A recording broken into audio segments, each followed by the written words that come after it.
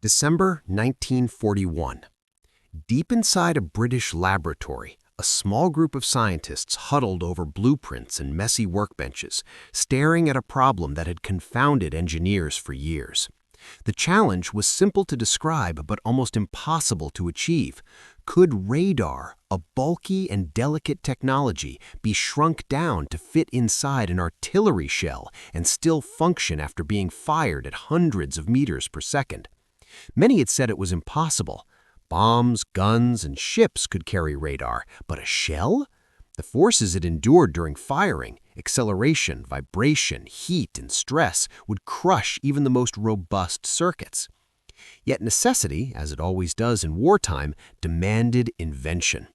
The team began experimenting with miniature vacuum tubes, tiny detonators, and circuits so small that a single misalignment could ruin the entire device. Every test was a gamble. Sometimes the shell would survive the blast only to fail to detect its target. Other times it detonated too early or too late, wasting hours of painstaking work. Across the Atlantic, American laboratories took notice.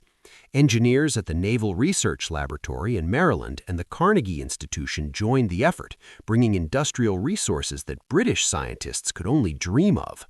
They refined the design, strengthened the fragile components, and developed entirely new testing methods. Accelerometers measured forces hundreds of times stronger than gravity. Temperatures were pushed to extremes. Every failure taught a lesson. Every tiny success was celebrated with cautious excitement. By 1943, the impossible had become possible. The proximity fuse, a miniature radar inside an artillery shell, could detect when it was near a target and explode at exactly the right moment. Unlike traditional shells that relied on contact or timed fuses, this device transformed the battlefield itself. Trees, trenches, foxholes, places soldiers had long trusted for safety, could no longer guarantee protection. It was more than a weapon, it was a psychological force. The scientists knew its power came with immense risk. If the Germans discovered the secret, it could alter the balance of the war. For this reason, the shells were forbidden from use over land. They were tested at sea, launched at floating targets, carefully monitored under strict secrecy. In labs and factories, workers whispered about the project in awe, understanding that they were crafting not just a weapon, but a revolution in artillery. Some engineers marveled that such a device could survive the brutal forces of a cannon blast. Others worried about the ethical weight of unleashing something so deadly. And while the scientific teams celebrated their breakthroughs, the soldiers on the front lines had no idea that an invisible transformation of warfare was quietly unfolding. By the time the shells were ready for action, the proximity fuse had been perfected to a level that many considered miraculous. It was compact, reliable, and deadly, a fusion of ingenuity and daring that no one had believed possible just a few years earlier. This was the birth of a weapon that would not just change battles, but the very way war was fought. And when it finally reached the frozen forests of Europe in the bitter winter of 1944, it would force soldiers to confront a terrifying new reality, that the ground beneath them, the very earth they trusted, could no longer shield them from death. Even after the scientists had perfected the proximity fuse, the greatest challenge was not technical. It was keeping it a secret. For over 2 years, this tiny device, small enough to fit in the palm of a hand, was forbidden from use over land. The Allies knew that if the Germans discovered the fuse's existence, it could completely negate their advantage. Spies, double agents, and enemy reconnaissance were constantly on the minds of those in charge. Every shipment, every test, every discussion was shrouded in secrecy. In factories across the United States, workers assembled the fuses with meticulous care, often unaware of the full scope of what they were creating. Some believed they were building an improved artillery shell. Others thought they were contributing to radar research. But very few knew they were handling a device that could redefine battlefield strategy. The shells were tested at sea, far from enemy eyes, against floating targets and drone-like boats. Engineers recorded every detonation, every timing error, and then carefully adjusted circuits to improve reliability. Observers watched shells explode in midair, sometimes too early, sometimes too late, until the moment of perfection was reached. And yet, secrecy was not only a matter of national security, it was a matter of life and death. Instructions were tightly controlled. Sailors transporting the shells had no idea of their internal mechanisms. Officers in the field were trained to use the weapons without fully understanding their technology. Even high-ranking generals were given only partial information, enough to deploy the shells effectively, but never enough to risk revealing the secret. Rumors spread among soldiers, whispers of a weapon that seemed to detonate without warning, that could explode above the trees, above the trenches, above anything that had once offered safety. But the Germans had no idea, and that ignorance was the greatest advantage the Allies could have. Behind the scenes, scientists debated whether the fuse could be reverse-engineered if captured. Some worried that a single shell lost in battle could reveal the secret. Others argued that the risk was worth the potential impact. The decision was made to wait, to hold back the weapon until the perfect moment, until the battlefield conditions could maximize its devastating effect. Months passed. Reports from the front lines, from traditional artillery, were carefully analyzed so that when the time came, the shells could be used with maximum psychological and tactical advantage. The proximity fuse was not just a weapon of destruction, it was a tool of surprise, of fear, a silent force that the enemy could neither anticipate nor counter. It was this secrecy, more than anything else, that magnified its power. When the fuses were finally deployed over land, the shock was total. Soldiers who had trusted foxholes, trenches, and familiar terrain suddenly found themselves exposed to an invisible, intelligent enemy, one that detonated shells above their heads with surgical precision. The months of careful concealment, of guarded laboratories and secretive testing had paid off in ways no one could have imagined. This weapon, tiny in size but enormous in impact, proved that in war, information could be just as powerful as firepower. And it was this combination of ingenuity, secrecy, and timing that would soon change the course of battle, forcing soldiers and commanders alike to rethink everything they knew about survival on the front lines. December 16, 1944. The Ardennes forest lay cloaked in snow and fog, the kind of oppressive winter that numbed fingers, stiffened boots, and dulled senses. German soldiers moved cautiously across the sour river, their boots crunching over frozen ground. They were confident. After all, artillery had always behaved predictably. Shells either landed far away or struck the ground first, giving them time to duck, to take cover, to survive. But this morning, the rules of war had quietly changed. Unseen from their foxholes, American artillery units began firing a new weapon, shells equipped with the proximity fuse. Unlike ordinary munitions, these shells did not wait to hit the ground. They detected when they were near a target and detonated in midair, raining fragments of steel downward with deadly precision. The Germans had no idea such a technology existed. One by one, trees were shredded, snow plumes erupted as the air above the trenches exploded, and foxholes that had once offered relative safety became death traps. Soldiers tried to scramble, to dive deeper, to shield themselves from the fragments raining from the sky, but the explosions came faster than anyone could react. Men huddled together, frozen not only by the cold, but by fear, realizing that the ground itself no longer offered protection. By the end of the night, hundreds of German troops lay dead. The psychological effect was immediate. Orders to advance were ignored. Experienced NCOs and officers shouted commands, but the men refused to move, paralyzed by the invisible, omnipresent threat overhead. Confidence and discipline, long the backbone of the German army, were beginning to crumble. Letters written later by surviving soldiers described the shells as if they were alive, hunting them through the trees, exploding in ways that defied logic. Some wrote that they could hear the faint whistling of approaching artillery in the darkness and could only pray for it to miss, a helplessness they had never known before.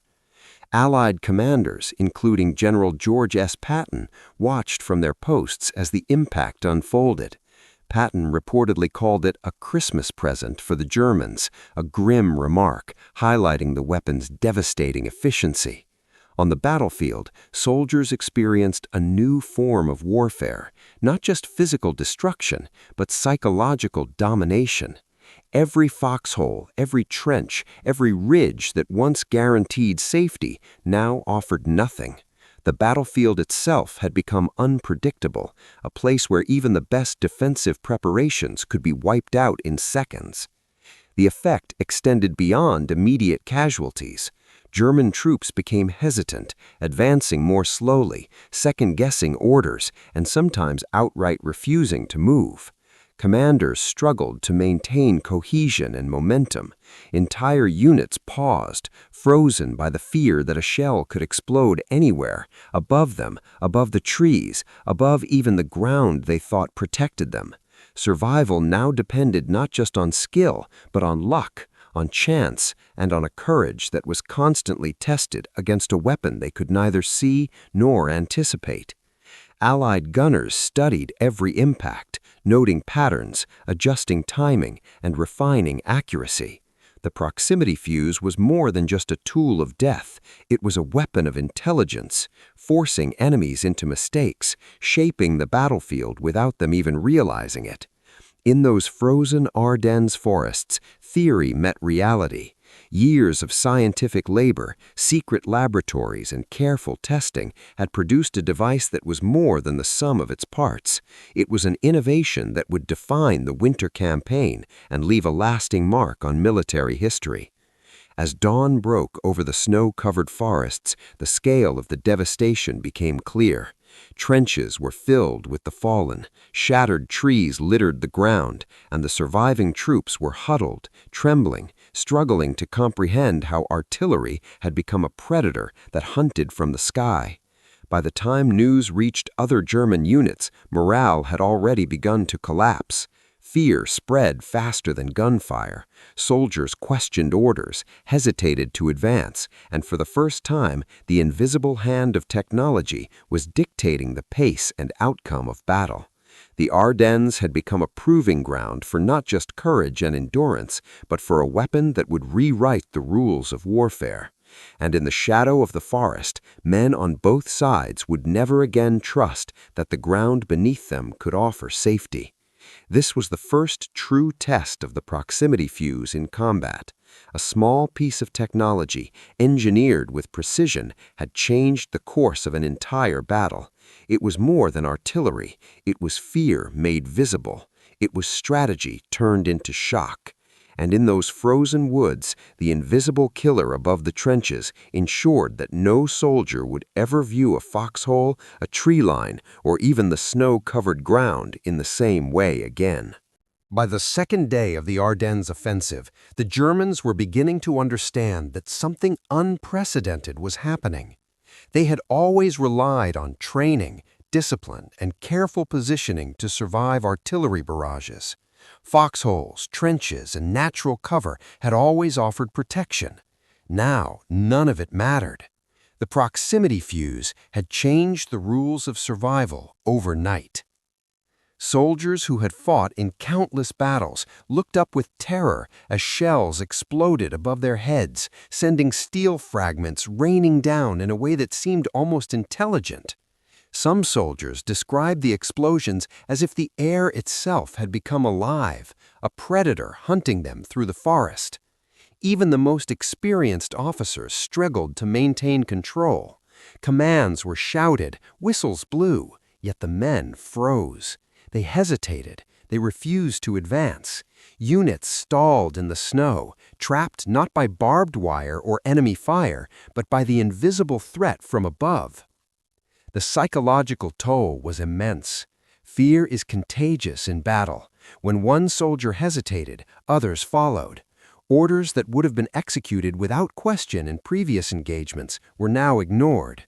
Small groups abandoned positions entirely, seeking shelter where there was none to be found. Letters and memoirs written after the war revealed that men slept fitfully, if at all, haunted by the memory of shells exploding inches above their heads. They could no longer trust terrain, trenches, or even snow-covered ground. Soldiers reported a sensation of helplessness, as if the battlefield itself had turned against them. Morale, once a pillar of the German military, began to crumble in the frozen Ardennes forest. Officers attempted to rally their men with courage and discipline, but nothing worked. Every advance became a battle not only with the enemy, but with terror. Some units refused to move for hours, trapped by panic and disbelief. Others pressed forward slowly, their eyes scanning the sky as if anticipating the next shell, their movements cautious, robotic, drained of initiative. Commanders on both sides soon realized that this weapon was doing more than killing. It was shaping behavior.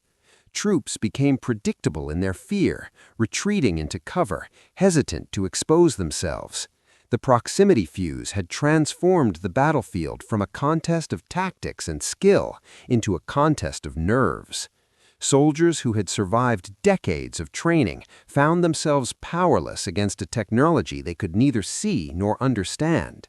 Families back home would later read letters describing the sensation of being hunted by the air itself. Soldiers spoke of trembling hands, frozen feet, and a creeping sense of doom that made even simple movements feel life-threatening. The inability to act, combined with the constant threat overhead, eroded morale faster than any defeat in the field could. Allied reports from the front recorded these effects with careful attention. Entire battalions slowed, hesitation spreading like a virus through the German lines. When troops were eventually ordered to advance, they moved in fits and starts, cautious, exhausted, and haunted. The proximity fuse had done more than kill. It had instilled fear, hesitation, and paralysis, turning the battlefield into a psychological minefield. By the end of the first week, German commanders were forced to rethink their strategies entirely. The trust between officer and soldier was shaken.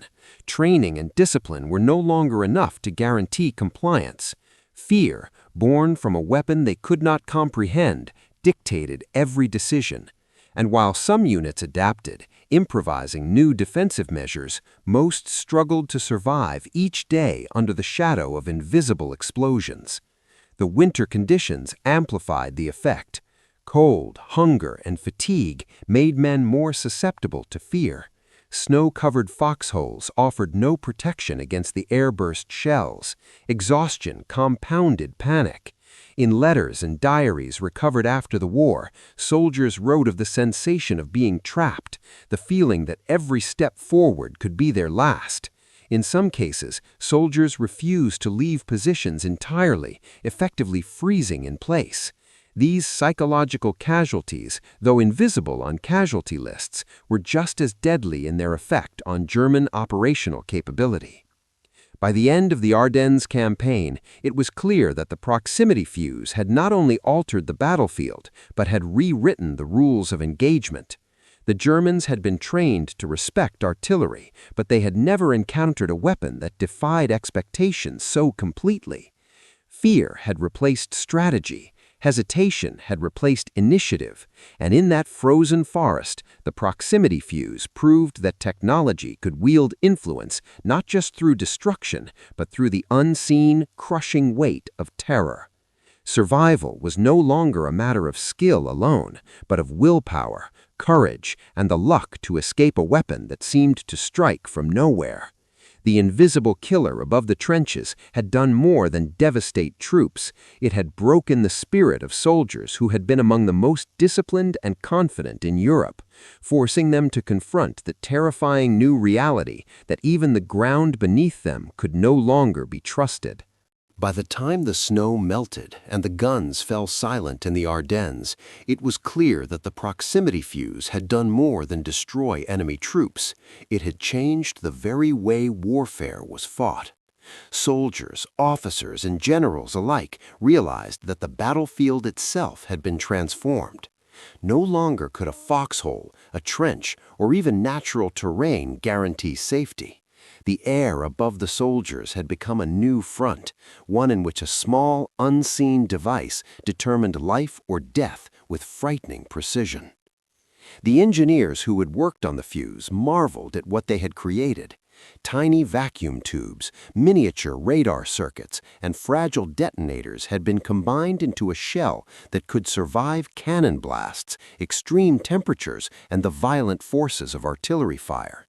They had achieved something that had seemed impossible just a few years earlier. But its brilliance was not measured only in engineering. It was measured in its effect on the human psyche. Entire units froze under fire, officers struggled to maintain order, and soldiers hesitated in fear of an invisible threat above their heads. The proximity fuse had turned battle into a psychological contest as much as a physical one, proving that fear could be weaponized with the same efficiency as bullets or bombs. After the war, military analysts studied the fuse carefully, understanding that its impact went beyond the Ardennes. It became the prototype for modern air-burst artillery, laying the groundwork for precision-guided munitions and smart shells. Engineers and strategists recognized that combining detection, timing, and precise detonation created a force multiplier unlike any other. Artillery was no longer just a matter of brute force, it had become an instrument of calculation and foresight. Historians rank the fuse alongside radar as one of World War II's most significant technological breakthroughs. Radar had given armies the ability to detect threats at a distance. The fuse gave them the power to strike with near-perfect timing. Together, these innovations demonstrated that technology could reshape the battlefield in ways that sheer manpower alone could never achieve. But what truly set the fuse apart was its human impact. It caused fear, hesitation, and paralysis in enemy troops. Soldiers abandoned positions, refused orders, and lost confidence in their most basic survival strategies.